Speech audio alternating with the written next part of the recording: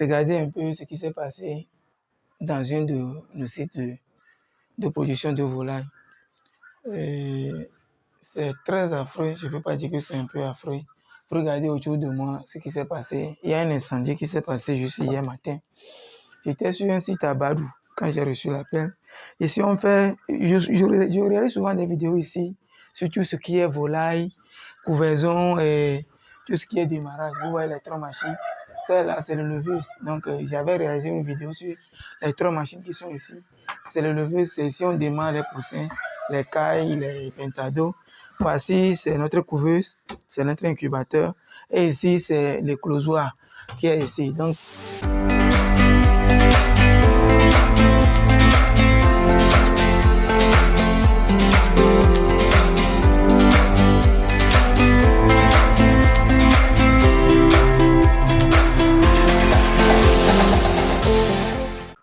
tout a pris feu hier à cause d'un mauvais réglage du gaz, puisque ces 3 machines-là dépendent du gaz.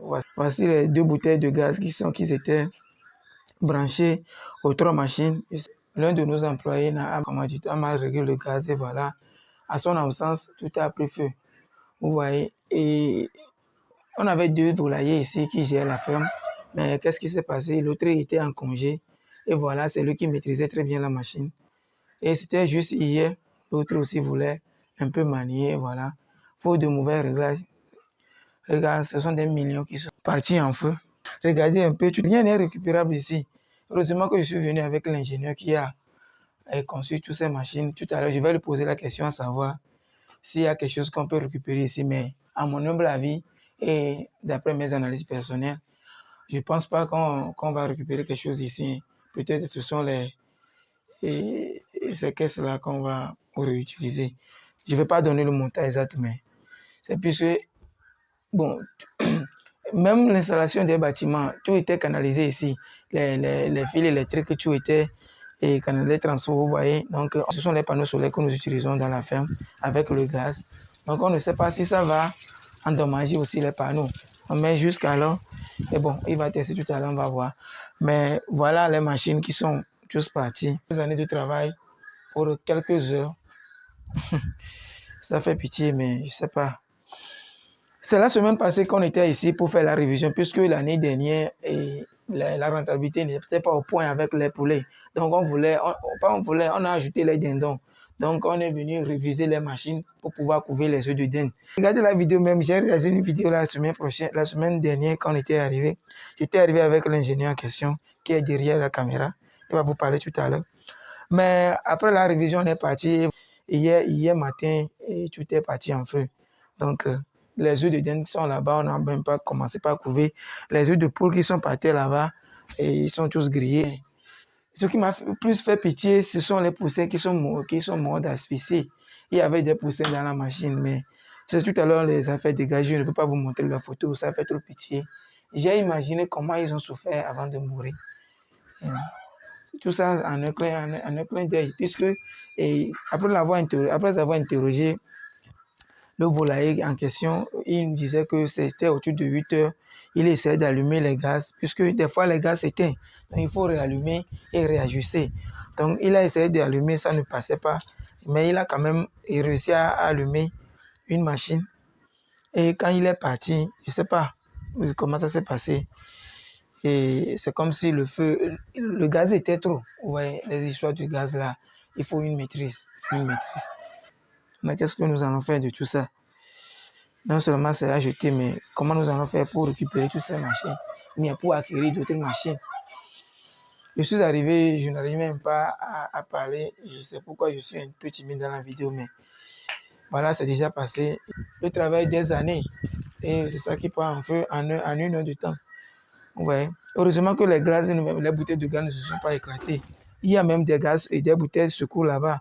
Les bouteilles là étaient dehors, heureusement. Sinon, si toutes ces bouteilles-là s'éclataient, on ne sait pas ce qui allait se passer. Ouais. Et il y avait un monsieur qui a vu l'incendie de l'un et ils sont intervenus à temps, sinon. Et ça allait se passer autrement. Sinon, tout est en feu. Même les tôles, je pense qu'on va tout changer. Mais ça là... Alors, le bilan de cette année, ça vous mentir, c'était pas ça. Vous voyez, bon, c'est ça, c'est ce que j'essaie de partager avec vous.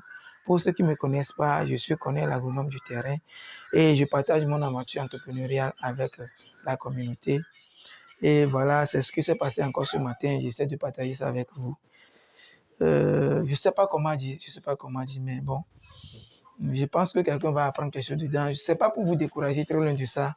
Je veux juste dire que l'entrepreneuriat, c'est ça, c'est ça. Un jour, vous vous levez, vous avez tout perdu. C'est comme ça, un jour, vous vous levez et vous vous retrouvez avec des millions. Donc, c'est ça, mais ça là qui vient de se passer, je suis indécisif face à la situation.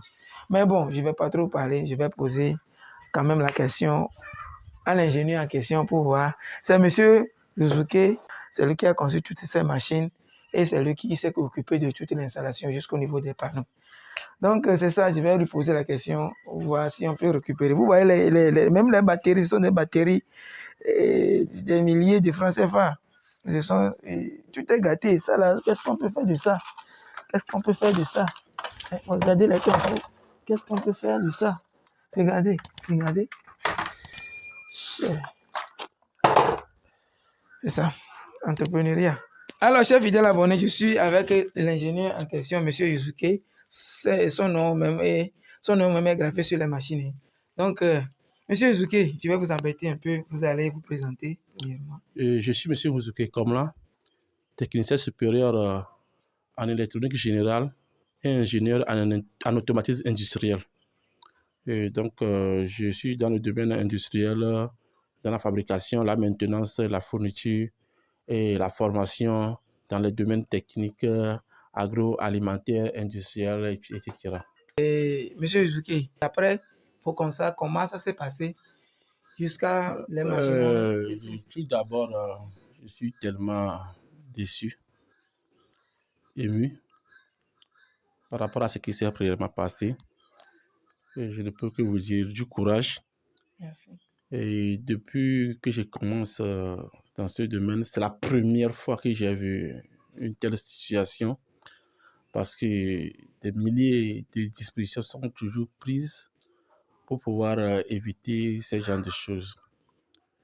Et une fois encore, du courage, c'est déjà produit et tous nous allons en tirer les conséquences. Et j'ai vu l'état des machines. Malheureusement, il n'y a rien à récupérer. Par rapport aux installations électriques, il n'y a rien à récupérer.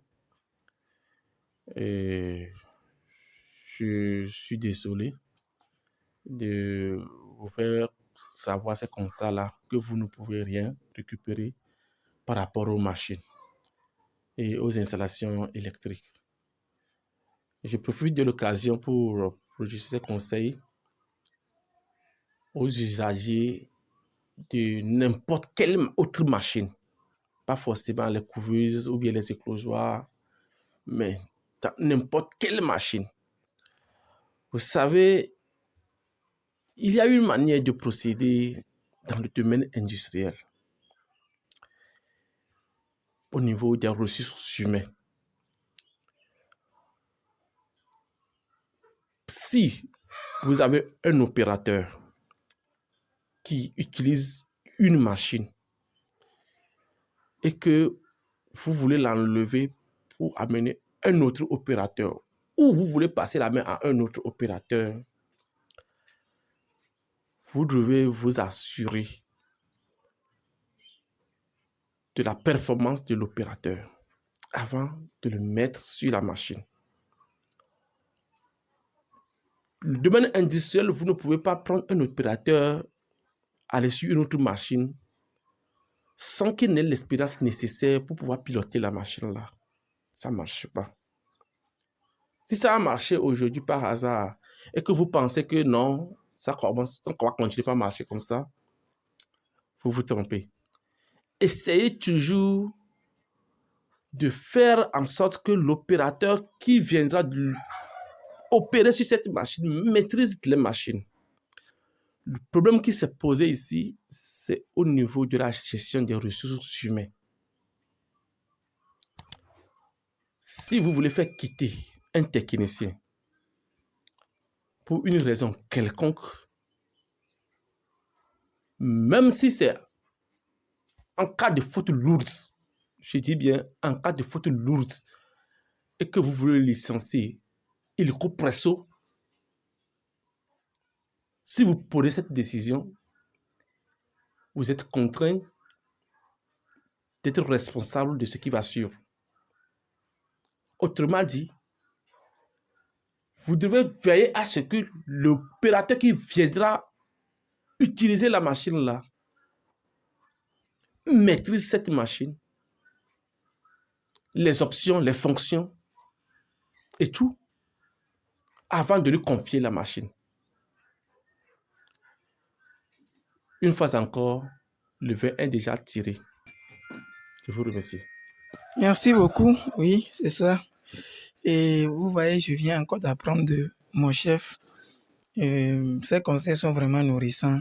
Malheureusement que je ne suis pas le seul à prendre des décisions sur ce site-là. Et je suis vraiment désolé ici. C'est une charge qui revient maintenant à nous tous. Et voilà, ça va nous retarder beaucoup, il faut le dire. Vous voyez tout ça, tous ces investissements. Mais quand est-ce qu'on va pouvoir réinvestir la somme qu'on avait investie pour pouvoir évoluer dans le temps?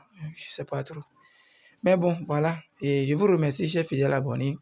Et merci de regarder cette vidéo et partager pour faire apprendre à quelqu'un, surtout les conseils de mon boss qui est à côté de moi. Et bon, profitez bien de votre journée. On se voit à la prochaine. Ciao.